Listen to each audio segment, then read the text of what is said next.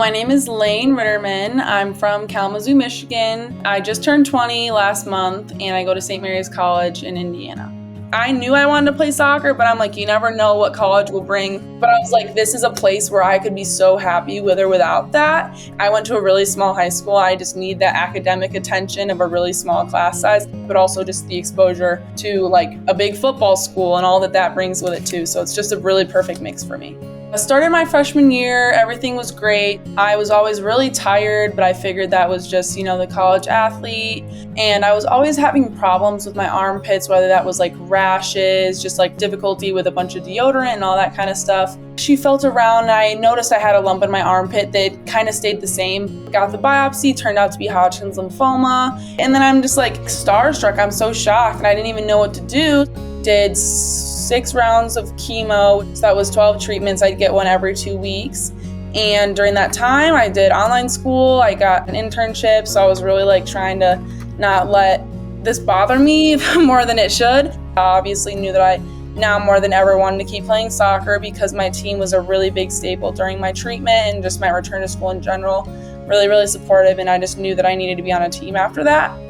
I think that you really just realize like how many people care about you during that kind of thing. Like so many people that you probably haven't thought about in years just reaching out to you, or just like random gifts will arrive at your house and you're just like it would be so hard to go through that alone. And I think that's even where like it's the beauty of all these fundraising places too, because not a lot of people have a community like that and have a support system. And even if it's not your family or friends that you've known forever, like even a stranger just telling you like you've got it or whatever is just so valuable. And like I just think that it's so important because I couldn't have done it without the people like my family and my friends, and that made like the victory of it all just so much more sweet.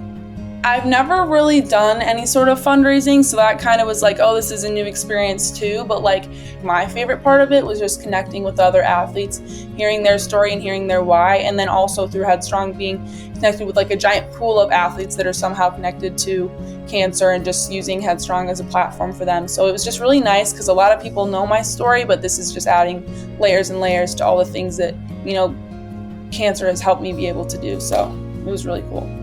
I know the pressures that come with treatment and all that kind of stuff, and luckily like insurance and my mom and my dad working so hard was able to take care of that for us, but I know that's not the case for a lot of people because it's extremely expensive.